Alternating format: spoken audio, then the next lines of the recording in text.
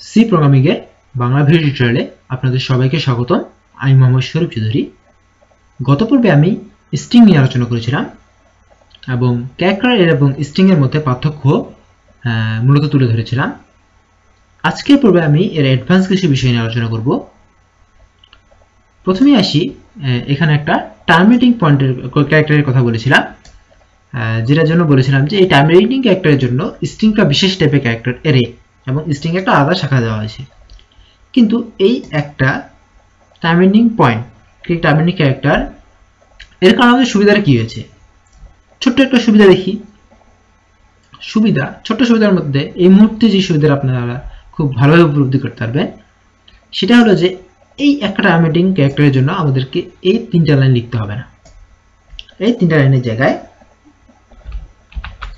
আমি জাস্ট একটা লাইন লিখবো,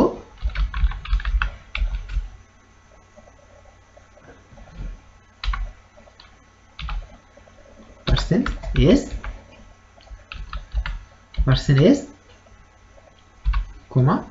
ch, জাস্ট একটা লাইন লিখবো এবং hs2 প্রিন্ট করে দেখাবে।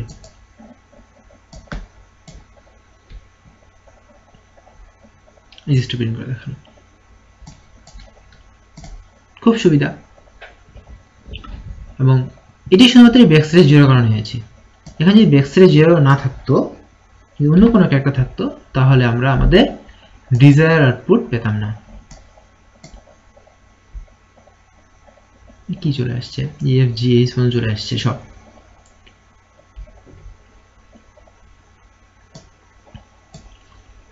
আচ্ছা, আপাতত মনে হচ্ছে যে GH পর্যন্ত যেহেতু শেষ, সেহেতু হয়তো প্রিন্ট করতেছে, বাট ব্যাপারটা সেরকম না। অরিজিনালি ব্যাপারটা সেরকম না, কারণ অনেক সময় গার্বেজ মানও চলে আসতে পারে। এটা সম্পূর্ণ নির্ভর করবে কম্পাইলারের উপর।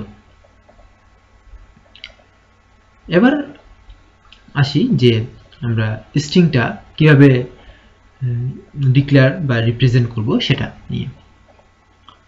স্ট্রিং ডিক্লেয়ার করার জন্য যেটা ইউজ করা হয় সেটা হচ্ছে যে আমি যদি ch10, এখন আমি এই ক্যারেক্টার নিয়ে কাজ করবো না, সো এটা আমি অফ করে রাখি।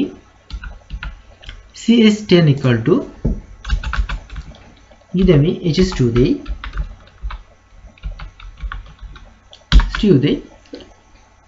তাহলেও আমার আউটপুট hs2 আসবে।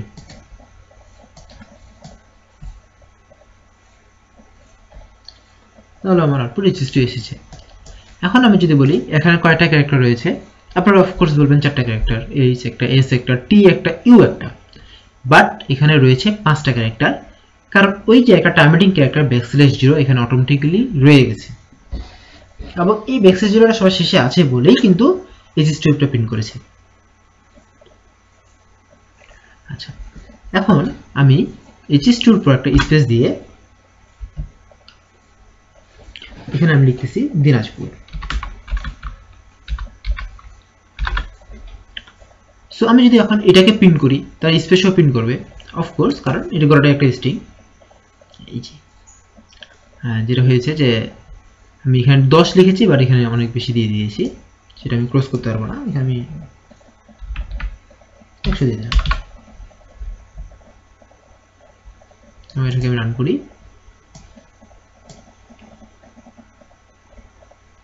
দিনাজপুর প্রিন্ট করে ফেলেছে।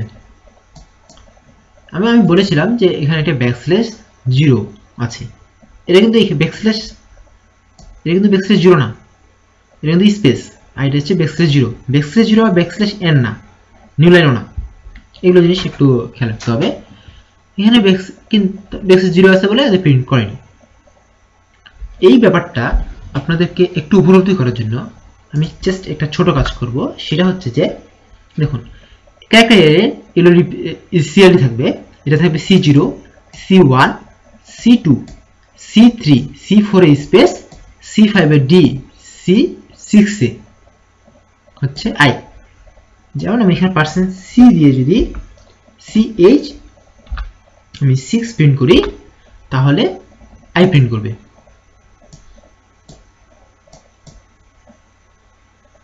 I প্রিন্ট করেছে। এবং CH4 0 1 2 3 4 এ থাকবে স্পেস, 4 স্পেস থাকবে।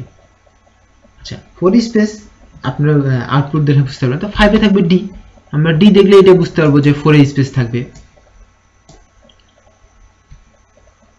যে ডি। আচ্ছা সো আমরা যে কাজটা করব সেটা হচ্ছে যে %s দিয়ে আরেকবার HS2 দিনাজপুর প্রিন্ট করে দেখব।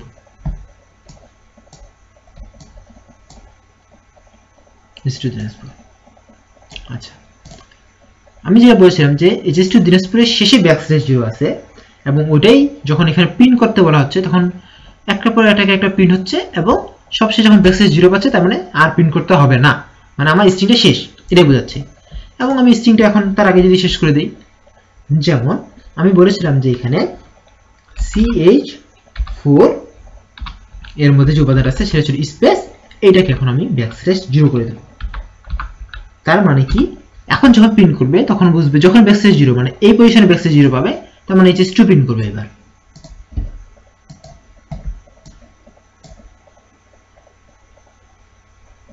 HS2 প্রিন্ট করছে, অর্থাৎ ব্যাকস্ল্যাশ 0টা হচ্ছে এখানে মূল ফ্যাক্টর। তো আমরা ইনপুট নেওয়া না, সরি, আমরা কিভাবে ডাইনামিক্যালি কিভাবে সরাসরি যখনই ডিক্লেয়ারের সময় ইনিশিয়ালাইজ করতে পারি সেটা শিখলাম। আরেকটা ব্যাপার যেটা মাথায় রাখতে হবে যে আমরা শুধুমাত্র এই সময় এইভাবে ইনিশিয়ালাইজ করতে পারবো। আমরা যেমন ইন্টিজার i আমরা ডিক্লেয়ার করতাম, তারপর আমরা এখানে i = 0 দিতে পারতাম, কিন্তু আমরা স্ট্রিংটাকে সেভাবে দিতে পারবো না। যেমন আমরা ch100 = HS2 দিনাজপুর এভাবে লিখতে পারবো না, ch = HS2 দিনাজপুর এভাবে লিখতে পারবো না, মানে আমি এইভাবে অ্যাসাইন করতে পারবো না। আপনাদের মাথায় প্রশ্ন আসছে কেন অ্যাসাইন করতে পারবো না? খুব সাধারণ ব্যাপার, কখনো আমরা এরে যখন করেছিলাম গোটা এরেকে তো আমি একটা এরের মধ্যে ভাবে ইকুয়াল দিয়ে অ্যাসাইন করিনি, এবং এই জিনিসটা কখনো ভুল করা যাবে না। এই জিনিসটা দেখলেই মনে হয় যে অ্যাসাইন করা যাওয়া সম্ভব, বাট আসলে যায় না। এর জন্য বিভিন্ন রকমের পদ্ধতি আছে, একটা করে ক্যারেক্টার ইউজ করে সেই কাজটা করতে হয়, এবং এগুলো নিয়ে আমি পরে আরো আলোচনা করব। তো আমি বর্তমানে আজকে দেখালাম যে কিভাবে প্রিন্ট করতে হয় এবং ডিক্লেয়ারের সময় ইনিশিয়ালাইজ করতে হয় এবং প্রিন্ট করতে হয়। এখন আমি ইনপুট নেওয়ার সিস্টেমটা পর্যন্ত বলে দেব। ইনপুট আমরা দুভাবে নিতে পারি, একটা হচ্ছে পুরো লাইন ইনপুট নেওয়া, একটা হচ্ছে যখন স্পেস হবে তখন টার্মিনেট করা। আমরা যখন স্ক্যানএফ এর মাধ্যমে যেটা ইউজ নিতাম সেটাতে আমরা যখন স্পেস পেতাম তখনই ব্রেক হয়ে যেত। ঠিক তেমনি এখানেও প্রথমে আমরা স্ক্যান করে নিব, ক্যারেক্টার ডিক্লেয়ার করলাম। এখন আমি যদি স্ক্যান করে স্ট্রিং ইনপুটটা নিতে চাই তাহলে আমাকে লিখতে হবে স্ক্যানএফ %s হচ্ছে স্ট্রিং এর স্পেসিফায়ার, এখানে ch। এখানে দুইটা বিষয় লক্ষ্য রাখতে হবে যে আমরা স্ক্যানএফ এ সবসময় এম্পারসেন্ট ইউজ করতাম, বাট যখন আমি ক্যারেক্টারে বা স্ট্রিং ইনপুটে নিব তখন আমি এম্পারসেন্ট ইউজ করতে পারবো না। কেন পারবো না সেটা আমি পরে বুঝাবো পয়েন্টের অধ্যায়ে। আপাতত এতটুকু জানা রাখা হচ্ছে যে যখনই আমরা স্ট্রিং ইনপুটে নিব, অর্থাৎ ক্যারেক্টার এরে ইনপুটে নিব, স্ট্রিংটাকে আমি ইনপুট হিসেবে নিব, তখন আমরা এই এম্পারসেন্ট ইউজ করতে পারবো না। আর বাকি সব ক্ষেত্রে কিন্তু এম্পারসেন্ট ইউজ করতে হবে, এই জিনিসটা মাথায় রাখতে হবে। এবং প্রিন্টএফ এর ক্ষেত্রেও এটা শুধু ইউজ করতে পারবো না, এখানে আমি ইন্ডেক্সও দিতে পারবো না, কতগুলো ইন্ডেক্স আছে সেটা দেওয়ার দরকার নেই। প্রিন্টএফ এর ক্ষেত্রেও একই কথা, সেটা দেওয়ার কোনো দরকার নেই। এভাবে আমরা স্ক্যান করে ইনপুট নিতে পারি ch ক্যারেক্টারটাকে এবং আউটপুটে শো করতে পারি। এটাকে আমি রান করি।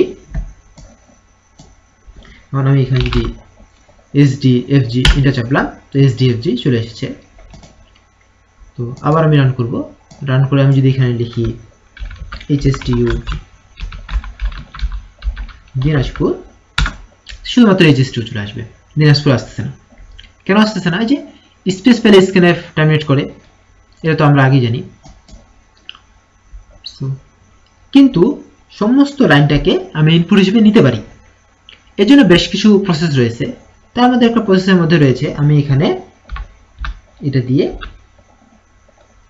উপরে এই টুপি চিহ্ন দিয়ে ব্যাকস্ল্যাশ n লিখব। কেন লিখব সেটা আমি এর পরের এটাতে বর্ণনা করব, বাট আমি এইভাবে লিখি আগে। লিখে রাখার পরে এখন আমি এখানে যদি লিখি HSTU দিনাজপুর, তাহলে HSTU দিনাজপুর পুরোটা চলে আসছে। আমরা আরেকটা ইউজ করতে পারি, সেটা হচ্ছে গেটস। গেটস ফাংশনটা ইউজ করতে পারি, GETS। গেটস লেখার পরে আমি ভিতরে ch দেব এবং এটাকে আমি রান করব। রান করার পরে আমি যদি লিখি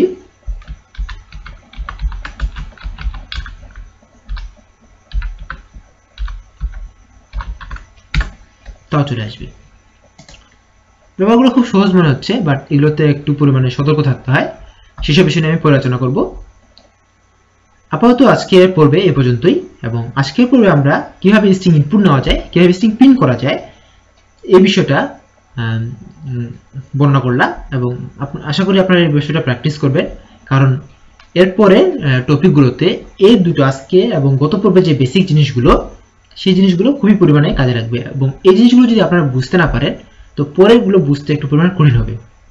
ধন্যবাদ সবাইকে আমার সাথে থাকার জন্য। দেখা হবে পরের টিউটোরিয়ালে।